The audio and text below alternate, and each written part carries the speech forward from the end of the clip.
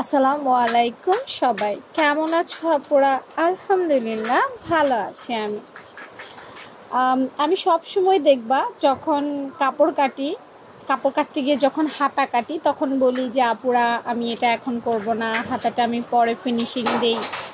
প্রায় দেখবে এই কথাটা বলি, এটা সত্য কথাই। দেখো আমি এখন মেশিনে বসেছি, পুরো জামাটা সেলাই করে ফেলেছি।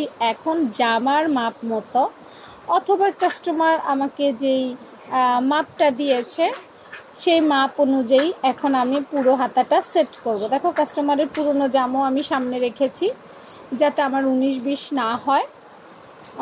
একদম ফাইনাল সেলাইটা হাতার আমি কিন্তু আসলে টেবিলে দিতে পারি না। দেখো মোহরাটা মেপে নিচ্ছি ধরে ধরে, একদম যেন 100% অ্যাকুরেট হয়। হ্যাঁ, ছোট বড় যেন না হয়। আগে থেকেই যদি আমি পারফেক্ট মাপটা করে ফেলি তাহলে অনেক সময় দেখা যায় ছোট বড় হয়ে যায়।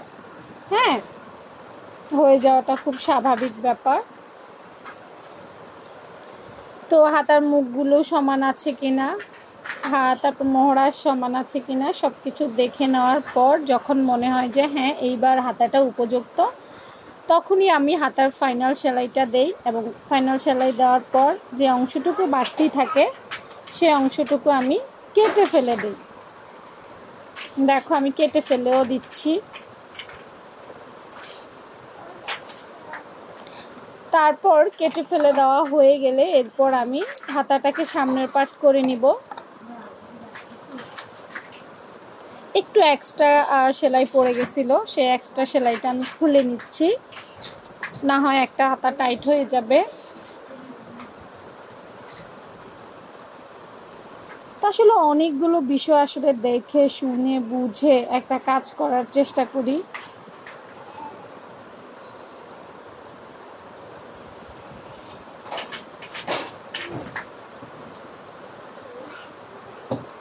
এখন হাতাটা সেলাই করব। দেখো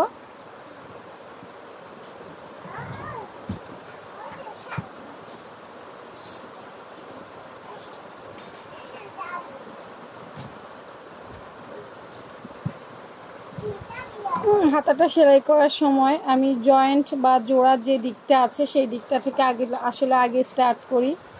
এক একজন আসলে এক এক নিয়মে করবে, এটাই স্বাভাবিক ব্যাপার। আমি আমার নিয়মে করে থাকি, আমার কাছে এভাবে সহজ মনে হয়। সেজন্য তোমরা তোমাদের মতো ভালো লাগে যেভাবে পারফেক্ট হয়, যে টোটাল কথা হচ্ছে এটা পারফেক্ট হলেই হলো।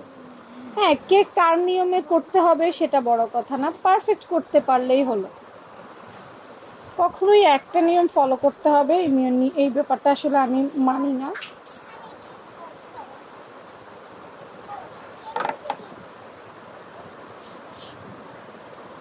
ওকে, দেখো হয়ে গেছে।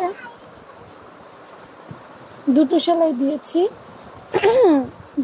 দিয়েছি হাতার মধ্যে।